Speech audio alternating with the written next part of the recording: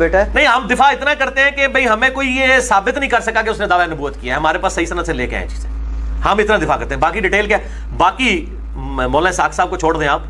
इब्ने कसीर ने भी तारीफ की है कातिल उस्मान, कातिल हुसैन के को कत्ल करने पर अबू बैदा इसकी मुख्तार सकफी की, और कहा कि इसने मुसलमानों के दिल ठंडे किए। इब्ने कसीर ने कहा, बिल्कुल इब्ने कसीर ने लिखा। हालांकि मिर्जा जी कहते हैं हम इतना दिफा करते हैं, बाकी डिटेल क्या, बाकी मौलाना इसहाक साहब को छोड़ दें आप, बाकी मौलाना इसहाक साहब को छोड़ दें। इब्ने कसीर ने भी तारीफ की है कातिल हुसैन के कत्ल करने पे अबू बैद सकफी इसकी, अली हसन ने कहा इसकी, मुख्तार सकफी, मिर्जा जी हाँ मुख्तार सकफी की, और कहा इसने मुसलमानों के दिल ठंडे किए हैं, इसने मुसलमानों के दिल ठंडे किए हैं। अली हसन ने कहा, इब्ने कसीर ने कहा है हाँ टॉफी ले ले,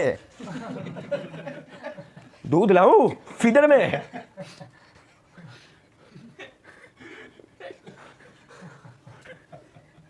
यार आप बताओ यार क्या है यार, कहते हैं प्लांटेड नहीं है, क्या ड्रामेबाजी है ये। चलिए तो सीधी सीधी बात, बेवजह के बचकाने लोग में, जैसे कि तुमको तो चोचो पहली दफा पता लगा, वो तुम्हारे उस्ताद जी शुरू में कह रहे थे बड़े कैपेबल आदमी है, इस्लामाबाद से बुलवाया मैंने, तो किस बात का तू कैपेबल है, तुझे पता ही नहीं है इन चीजों का, सब पता है बेवजह ना, हाँ क्या है अच्छा यूं अच्छी वो गरीब बात है यार।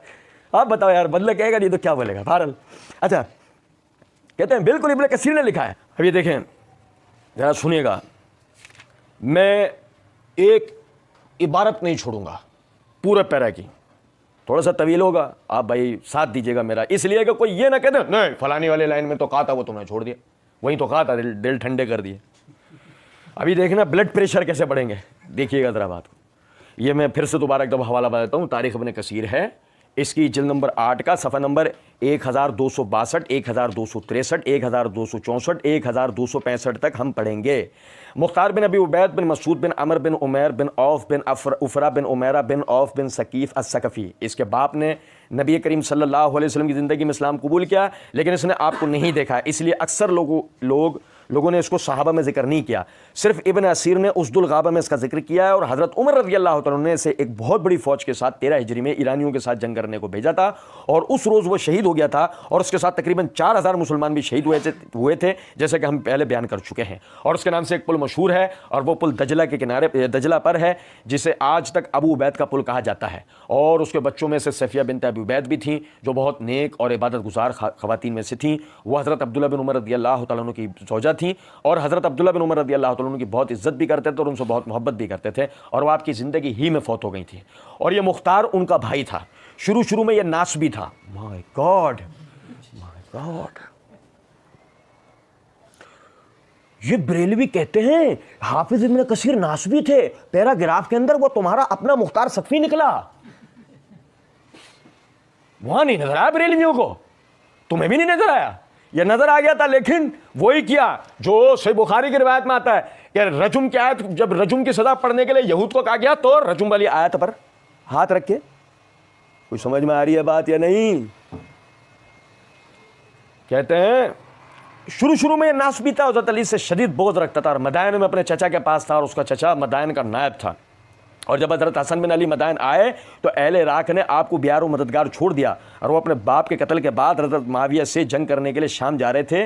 और जब हज़रत हसन रज़ियल्लाहु तआला अन्हु ने उनकी खयानत को महसूस किया तो आप उनको छोड़कर एक छोटी सी फ़ौज के साथ मदायन की तरफ चले गए। तो मुख्तार ने अपने चचा से कहा, अगर मैं हज़रत हसन को पकड़कर मुआविया के पास भेज दूँ तो हमेशा के लिए उसके नज़दीक मेरा ये कारनामा होगा। मैं हसन को पकड़ के मुआविया को सौंप दूं तो मुआविया की नज़रों में मेरा ये बड़ा कारनामा होगा, बड़ा कारनामा। हमेशा से इनकी यही आदत है, इन दज्जालों कद्दाबों की, खुद को शियाने अहले बैत कहने वालों की हमेशा से यही आदत है। और देखो ना चोचो भी हमारे लिए क्या निकाल के लाया था, हमारे सर पे बोझ डालने के लिए। इसने तो कोई दावे नबूवत नहीं किया, वो तो हज़रत अली की औलाद के दिफा के लिए खड़ा हुआ था। हज़रत अली की औलाद के लिए, किसकी? यूं बोल देते हैं ना मिर्जा जी यहाँ पे कि हज़रत हुसैन की औलाद के दिफा के लिए, तब भी हम कहते हैं लाओ हाथ दे दो, अपने ही चूम लेते हैं। लेकिन कहा क्या है? अली की, ये है अली की औलाद हसन। किसकी औलाद है? चोचो क्या कह रहे हैं? मुख्तार सकफी फुप्पो के लड़के क्या कह रहे हैं कि पकड़ के अगर मुआविया को दे दूं तो बड़ा कारनामा हो जाएगा उसकी नज़रों में। यानी ये आदमी शुरू से इन रहना चाहता है, ये आदमी शुरू से ही अपना बड़े लोगों में नाम बनाना चाहता है, ठीक है। अच्छा जी, अब भाई उसके बाद वो कहते हैं कि चचा ने उससे कहा, ए मेरे भतीजे, तूने मुझे बहुत बुरा मशवरा दिया है, बस हमेशा तुझसे यानी उनके चाहने वाले बहुत रखते रहेंगे। हत्ता कि मुस्लिम बिन अकील का वाक़या हुआ और मुख्तार उमरा कूफा में से था। वो कहने लगा, मैं ज़रूर हज़रत मुस्लिम की मदद करूँगा। इब्न ज़ियाद को इस अमर की इत्तला मिली तो उसने 100 कोड़े मारने के बाद उसे कैद कर दिया। बस हज़रत इब्न उमर रज़ी अल्लाह तआला ने यजीद बिन माविया को उसके बारे में सिफारिश करने के मुतालिक एक ख़त भेजा और यजीद ने इब्न ज़ियाद को पैगाम दिया तो इब्न ज़ियाद ने मुख्तार को रिहा कर दिया और उसे एक चोगे में हिजाज़ की तरफ भिजवा दिया। बस वो मक्का में हज़रत इब्न ज़ुबैर रज़ी अल्लाह अन्हु के पास आ गया और जब अहले शाम ने आपका मुहासरा किया तो उसने आपके साथ मिलकर शामियों से शदीद जंग की। फिर अहले इराक़ ने उसके मुतालिक जो खतीबाना बातें की उसे उनकी इत्तला मिली तो वो उनके पास चला गया और हज़रत इब्न ज़ुबैर को छोड़ गया। हज़रत इब्न ज़ुबैर को यानी कि जब उसे पता लगा ना अहले कूफा उसकी बहादुरी और शुजात के बातें कर रहे हैं और ऐसे कह रहे हैं उसके बारे, अभी से वहाँ अपनी सरदारी नजर आई तो फ़ौरन ये भाग के वहाँ चले गए, इब्न ज़ुबैर रज़ी अल्लाह अन्हु को छोड़ दिया। कहते हैं कि उसने हज़रत इब्न ज़ुबैर रज़ी अल्लाह अन्हु से मुतालबा किया कि वो कूफे के नायब इब्न मुती की तरफ उसके लिए ख़त लिखें, तो उन्होंने ख़त लिख दिया तो वो कूफा चला गया और ज़ाहिरी तौर पर हज़रत इब्न ज़ुबैर रज़ी अल्लाह अन्हु की तारीफ़ करता था और बातिन में आपको गालियाँ देता था।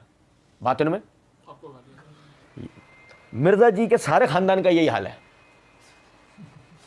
नहीं समझे बात को। अच्छा, कहते हैं और हज़रत मोहम्मद बिन अनफिया की तारीफ़ करता था और आपकी तरफ दावत देता था और वो मुसलसल इसी हालत में रहा हत्ता कि शियों वाले तरीके से वो हज़रत हुसैन के बदला लेने के इजहार से कूफे पर गालिब आ गया और शियों की बहुत सी जमातें उसके पास जमा हो गई। जमा कौन हुए थे? शियों की बहुत सी जमातें उसके पास जमा हो गई और उसने हज़रत इब्न ज़ुबैर रज़ी अल्लाह तआला अन्हु के आमिल को वहाँ से निकाल दिया। ज़बरदस्ती बगावत करके कूफे से अब्दुल्लाह बिन ज़ुबैर रज़ी अल्लाह अन्हु के आमिल को वहाँ से निकाल दिया और मुख्तार की हुकूमत वहाँ मुस्तहकम हो गई।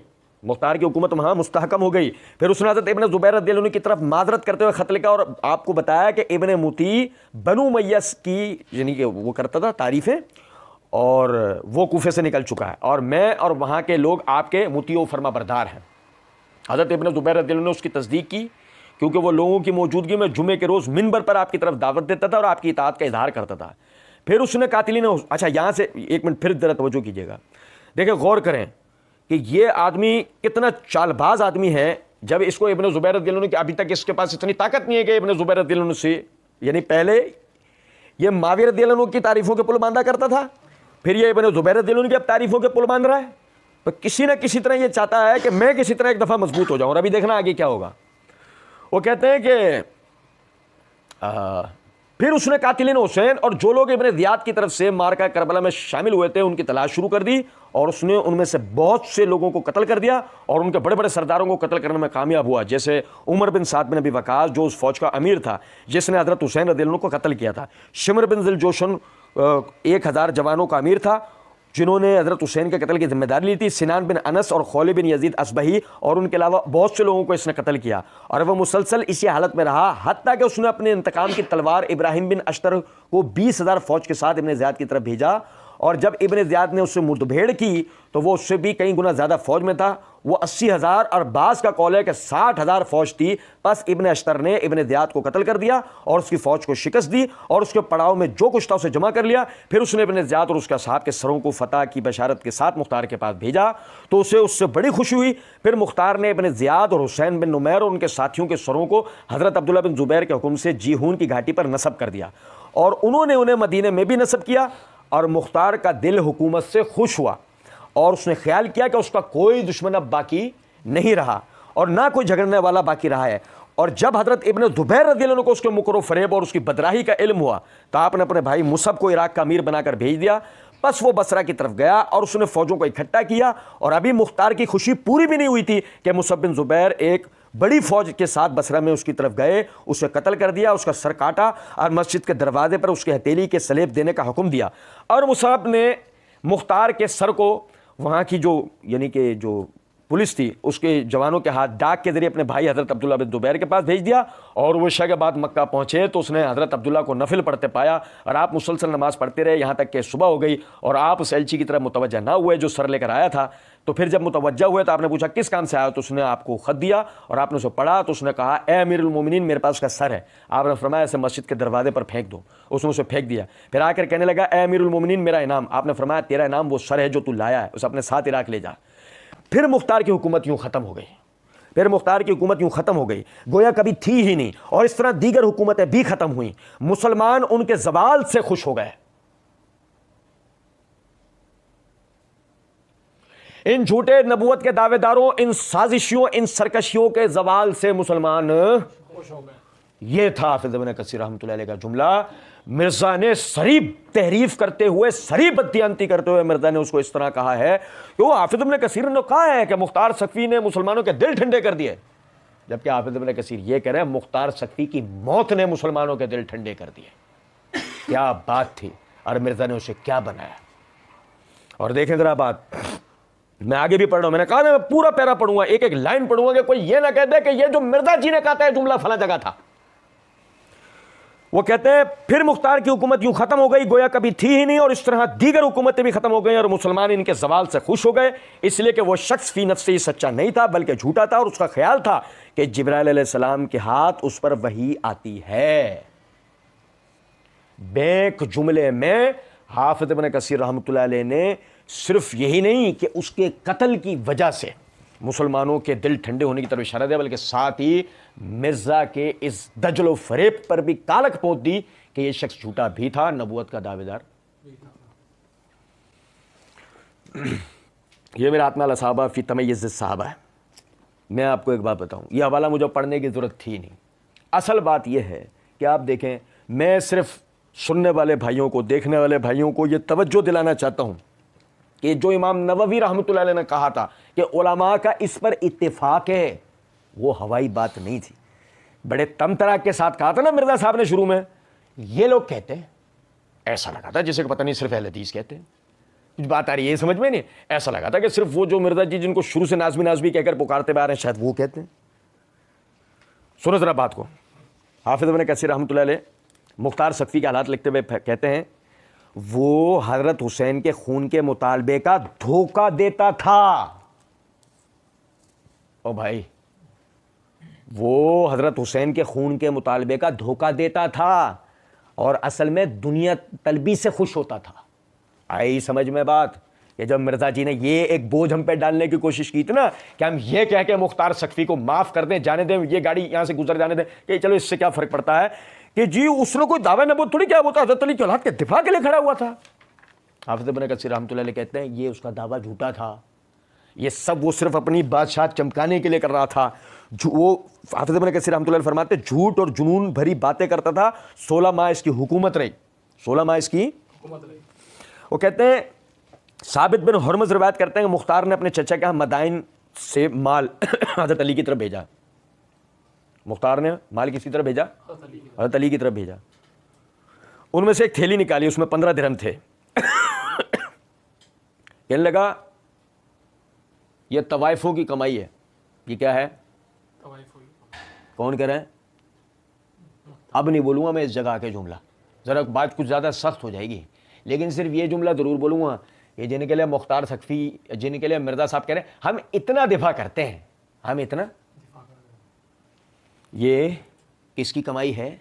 ये तवाइफों की कमाई है। हज़रत अली रज़ियल्लाहु अन्हु ने उससे कहा तेरा सत्यानाश हो जाए, मुझे तवाइफों की कमाई से क्या ताल्लुक़।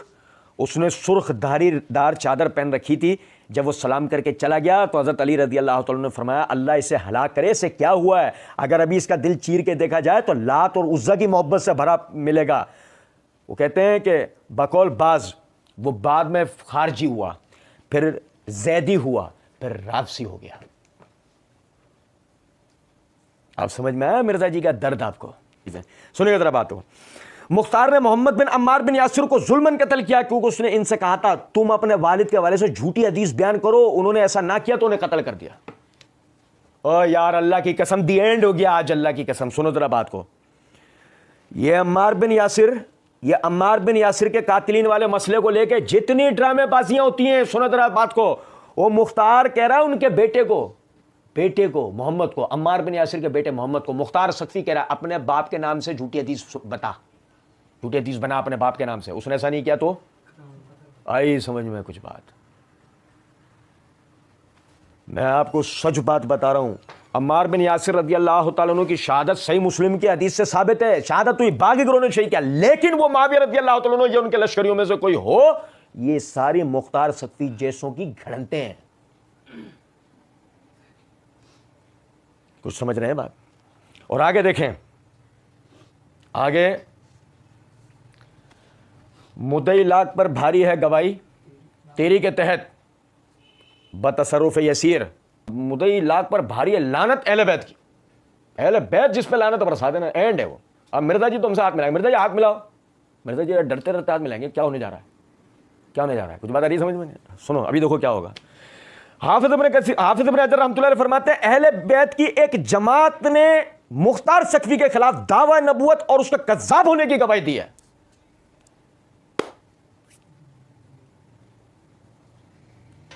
मुझे सही सनद नहीं मिली। मिर्जा जी कहते हैं मुझे सही सनद, ये लोग कहते हैं कज़्ज़ाब है, नाम लिया था। अब मिर्जा जी हमने तुम्हें बताया कौन कज़्ज़ाब कहते हैं, कौन उसके नबूवत के कायल हैं। और सुनो यहां एक और भी वजाहत दे देते हैं ना, रह ना जाए बात। तुमने तो दबा लिया क्योंकि तुम दबाना चाहते थे, हम बताए चलते हैं।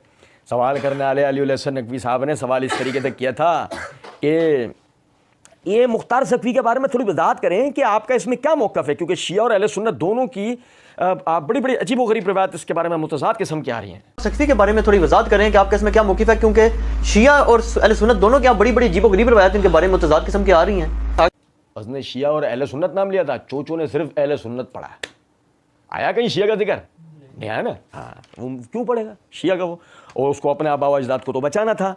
सुने ज़रा बात को, ये मेरे हाथ में जलाल उयून है, इसकी जिल्द नंबर 2 है, मुल्ला बाकर मजलिसी शिया आलिम है, ये उनकी जिल्द नंबर 2 का सफ़ा नंबर 291 पे वो लिखते हैं बाज़ कुतुब मोतबरा की रिवायत में है कि इमाम ज़ैनुल आबिदीन अलैहिस्सलाम के लिए मुख्तार ने 1 लाख दिरहम भेजे।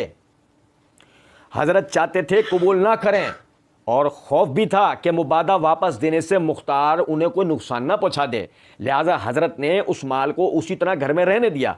जब मुख्तार कत्ल हो गया, हज़रत ने हकीकत हाल अब्दुल मलिक को लिखा कि यह माल तुम्हारा हक है, तुम्हें ही मुबारक हो। तो हज़रत मुख्तार, हज़रत यानी कि ज़ैनुल आबिदीन मुख्तार पर लानत फरमाते थे, मुख्तार पर लानत फरमाते थे कि ये खुदा पर और हम पर झूठ बांधता था और दावा करता था कि मुझ पर वही नाजिल होती है। लो यार, शिया किताब से भी आया है और बात ही नहीं समझे हम कुछ। शिया सुन्नी किताबों में मिर्जा जी भले से सब कुछ मुतज़ाद हो, ये 2 बातों पर इत्तेफाक है कि मुख्तार सख्फी कज़्ज़ाब था, मुख्तार सख्फी नबूवत का वही आने का दावेदार था। अब तुम ये कहो, हैं मुंह में टॉफी रख ली, अंकल उसने ये तो कहा नहीं कि वो नबी है, तो हम तो फिर यही कहेंगे ना मिर्जा जी पे कि मिर्जा जी वो तुम्हारे बड़े वाले जो मिर्जा थे ना, मिर्जा कादियानी, उसने कब कहा था कि मैं असली नबी हूं? वो हमेशा अपने आप को जिल्ली बरोजी नबी कहा करता था। उसने कब कहा मैं हकीकी नबी हूं? जैसे उसने नहीं कहा ऐसे मुख्तार सख्फी नहीं कह सका, क्योंकि असल में इसको कहने के लिए आदमी को पहले जुर्रत यह करनी पड़ेगी कि नबी सल्लल्लाहु अलैहि वसल्लम आखिरी नबी नहीं है,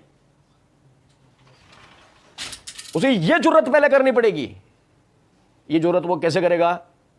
कुरान की 3 आयात और 10 अहादीस को वो हजम करके कैसे ये दावा कर सकता है? जो अगर कर भी जाए कि जैसे मिर्ज़ा कादियानी एंड के अंदर कर गया था, इस तरह की कुछ बातें इशारतन कर गया था, तो नतीजतन मिर्ज़ा कादियानी ने उस सदी की सबसे बड़ी जिल्लत उठाई। उस सदी में कोई आदमी इतना जलील नहीं हुआ होगा जितना मिर्ज़ा कादियानी, और इस जलील में और इस सदी में हमारे अब तक के तजुर्बे के मुताबिक मिर्ज़ा जहलमी से ज़्यादा कोई जलील हुआ है, मगर लेवल है।